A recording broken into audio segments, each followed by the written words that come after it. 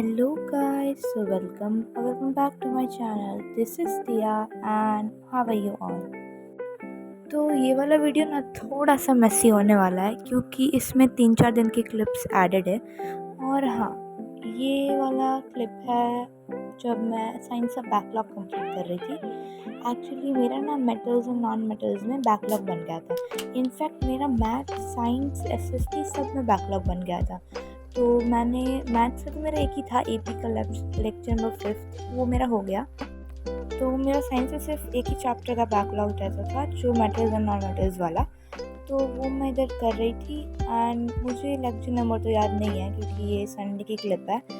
And हाँ, Monday को मेरा आईटी पेपर भी था तो मुझे उसके लिए पढ़ना था। तो मैंने सोचा कि फटाफट से मैं 1-2 लेक्चर ले लेती हूँ। एंड इधर मैं कुछ प्रॉपर्टीज़ कर रही थी, I think so, I don't know मैं क्या कर रही थी लाइक। और हाँ, जब बैकलॉग की बात आई गई है तो मैं आप लोगों को बता देती हूँ कि मेरे नेक्स्ट टॉपर में अभी तक कितने बैकलॉग्स बने हैं।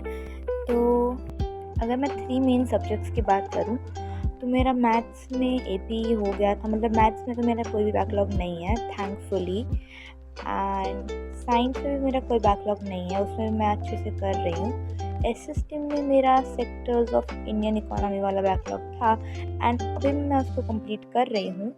एंड आई थिंक सो कि मैं उसको कंप्लीट कर लूँगी। बस मेरा उतना ही, उसमें भी 2-3 लेक्चर मेरे बाकी हैं तो वो मेरे हो जाएंगे। तो एसएसटी में भी मेरा कोई बैकलॉग नहीं रहेगा, जो कि बाल मतलब बहुत मेहनत से मैंने बैकलॉग्स कंप्लीट किया है।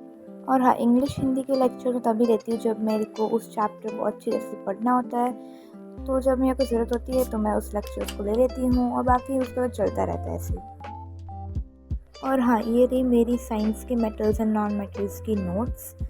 और ये ज़्यादा अपडेटेड नहीं है, मतलब कि लेटेस्ट लेक्चर तक की नहीं है क्योंकि ये 3-4 दिन पहले की क्लिप है। तो उधर तक के टॉपिक की होगी नोट्स इसमें।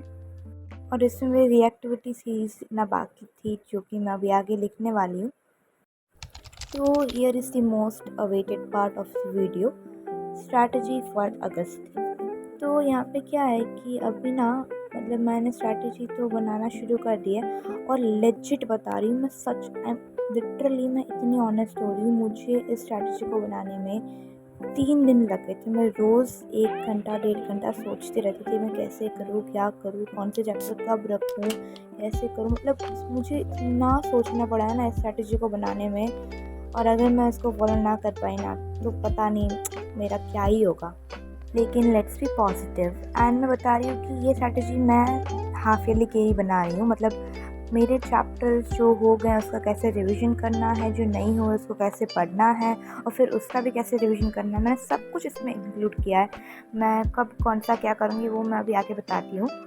यहाँ पर मुझे 2 लाइन खींचने में ही बहुत ज़्यादा वक्त लग गया था और मैं ये रात को बना रही थी। आई डोंट नो, संडे या मंडे की रात को मैं ये बना रही थी।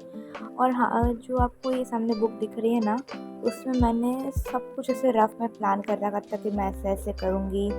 और फिर बस मैं कॉलम्स बनाई जा रही थी और मैंने फिर गलती कर दी, तो फिर मैं रफ करके फिर से कॉलम्स बनाए। एक्चुअली मेरा क्या है ना, मुझे ना सब कुछ परफेक्ट चाहिए कि 3 सेंटीमीटर का एक कॉलम, मतलब जस्ट एन एग्जांपल कि मेरे को हर एक कॉलम सेम सेंटीमीटर का चाहिए, सेम लेंथ का चाहिए था। तो मैं इतना उसमें दिमाग लगा रही थी ना कि 1 घंटा तो मुझे सिर्फ इसका लेआउट बनाने में चला गया। सच में भाई, इसका लेआउट बनाने में तो मैंने इतना दिमाग लगाया ना कि उतना दिमाग तो मैंने मैथ्स के एग्ज़ाम में भी नहीं लगाया होगा, मतलब सच में।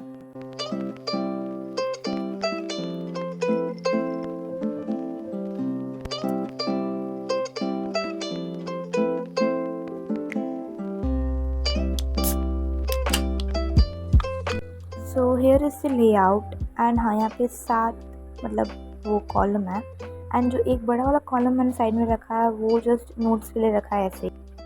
तो यहाँ पे मैं जो केमिस्ट्री का मेटल्स एंड नॉन मेटल्स वाला चैप्टर है उसमें मैंने बताया था कि मेरी रिएक्टिविटी सीरीज़ लिखना बाकी थी। तो मैं बस वही रिएक्टिविटी सीरीज़ लिख रही थी और बस अपने नोट्स तो थोड़े से रह गए थे लास्ट वाले, तो मैं बस अपडेट कर रही थी। और हाँ, मैं ये पीछे इसलिए बार बार देख रही थी क्योंकि मैंने पीछे वो न्यूमा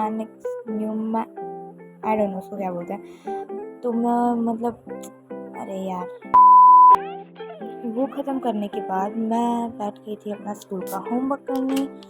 उसमें मैं हमारे स्कूल में ना अभी ट्रिग्नोमेट्री शुरू करवाया है, तो हमें ना होमवर्क दिया था, 2-3 क्वेश्चन दिए थे करने के लिए। बस मैं वही कर रही थी और वर्कशीट के क्वेश्चन थे और 2-3 एक्स्ट्रा क्वेश्चन दिए थे, मतलब इतने भी नहीं थे, 3-4 ही थे, तो मैं वो कर रही थी, बस इतना ही है। अगर आपको मेरा हाफ ईयरली का पोर्शन देखना है या फिर आपको जानना है तो प्लीज़ आप कमेंट सेक्शन में बताइएगा, तो मैं आप लोगों को बता दूँगी मेरा हाफ ईयरली का पोर्शन। मैं ना इस वाले क्लिप में वो निकाल रही थी कि साइन थीटा कॉस थीटा मतलब जितने भी होते हैं ट्रिग्नोमेट्रिक रेशियोज़, उसकी वैल्यूज़ जो होती है ना 1, 2, 1/√3, 2 जो भी होती है वो कैसे होती है, मतलब what's the reason behind that, मैं वो प्रूव कर रही थी, मतलब वो वाला प्रूफ निकाल रही थी, वो भी जियोमेट्रिकली। ऐसे नहीं कि परपेंडिकुलर अपॉन हाइपोटेन्यूस वैसा वाला नहीं, जियोमेट्रिकली वाला निकाल रही थी। हाँ जी, तो फिर से आ गए हैं हम अपनी स्ट्रैटेजी के ऊपर। तो यहाँ पर मैं स्ट्रैटेजी बना रही थी और हाँ, जैसे कि आप लोगों ने देखा कि मैं मतलब लेआउट मैंने बना लिया था। अब मुझे सिर्फ उसमें ना मतलब मुझे किस दिन क्या करना है वही डालना था, तो बस मैं वही डालने जा रही थी। एक्चुअली मैंने ना जो सामने एक बुक दिख रही है उसमें मैंने सब कुछ रफली प्लान आउट कर लिया था कि मुझे इस दिन ये करना है, कौन सा चैप्टर करना है, क्या करना है, सब कुछ मैंने लिख लिया था। और बस मैं थोड़ा सा ब्लैक पेन से क्या वो सबको लाइंस को डार्क कर रही थी। टू बी वेरी ऑनेस्ट, मुझे हाफ ईयरली का बहुत बहुत बहुत ज़्यादा डर लग रहा है, मतलब इतना डर लग रहा है। मेरे पास अगर गिनने चाहो तो 35 दिन है प्रिपरेशंस करने के लिए, लेकिन तो भी मुझे इतना डर लग रहा है ना कि मुझे लग रहा है कि पता नहीं मैं कैसे करूँगी। 5 सब्जेक्ट मेरे को तैयार करने हैं और मतलब एक सब्जेक्ट में 10-10 चैप्टर्स दिए हुए हैं और मतलब मैं कैसे करूँगी। मैं इतना सोच रही थी ना, मेरे को इतना डर भी लग रहा है, लेकिन एट लास्ट करना तो पड़ेगा ही। तो मैंने सोचा कि क्यों ना एक बहुत अच्छे तरीके से किया जाए, और मैंने इसके पहले बता रहा है अभी बता रही हूँ कि भाई मैंने इस स्ट्रैटेजी को बनाने में 3 दिन लगा दिए थे पूरे के पूरे। हाँ, मेरे को 5th डेट से स्टार्ट करना था, लेकिन मैं 8th डेट से शुरू कर रही थी, मतलब शुरू करने वाली हूँ 8th डेट से। तो आई थिंक मैं इसको अच्छी तरह से फॉलो कर पाऊँ, थिंक नहीं लेकिन कर ही पाऊँगी। हाँ, you know, I will be positive. तो अब फिर से आ जाते हैं हमारी स्ट्रैटेजी के ऊपर। तो मैं पता है क्या कर रही हूँ, एक दिन में 5 सब्जेक्ट पढ़ने वाली हूँ। अब आप लोग बोलोगे कि एक दिन में 5 सब्जेक्ट, मतलब हाँ, एक्चुअली पहले मुझे भी लग रहा था कि मैं एक दिन में 5 सब्जेक्ट कैसे पढ़ पाऊँगी, लेकिन फिर मुझे लगा कि अगर मैं मैनेज करना नहीं सीख पाऊँगी तो फिर कैसे हो पाएगा। तो मैंने सोचा कि चलो लग करते तो हैं, मतलब स्टार्ट तो करते हैं, और इट्स ऑल अबाउट कंसिस्टेंसी। हमको सिर्फ कंसिस्टेंसी करना है, मतलब उसको ही ज़्यादा प्रायोरिटाइज करना है। और अगर मान लीजिए कि मैंने एक दिन में 3-4 चैप्टर्स कर लिए एक सब्जेक्ट एंड दूसरे 2-3 दिन मैंने कुछ किया ही नहीं, तो I don't think that matters. मैंने हर एक सब्जेक्ट के हर एक चैप्टर को चंक्स में बांट दिया है, जिससे मैं उस चैप्टर के कॉन्सेप्ट को इतने अच्छे से डीपली पढ़ सकूं कि मुझे सिर्फ मतलब जब एग्ज़ाम होगा तब रिवाइज करने रहेगा, मुझे एक कन्फ्यूजन नहीं होगा। इसलिए मैंने इतना इतना रखा है। और हाँ, मैंने मेरी स्ट्रैटेजी में ना बहुत शॉर्ट वर्ड्स में, मतलब इतना छोटा लिखा है, मतलब छोटा नहीं बस इतना शॉर्टकट में लिखा है ना कि अब वो तो मैं ही समझ सकती हूँ। And finally here it is. I hope आप लोगों को दिख रहा होगा क्योंकि मैंने पेंसिल से लिखा है सब कुछ। So I'll meet you in the next one. Till then, take care, bye bye, and please make sure to subscribe to my channel. Bye.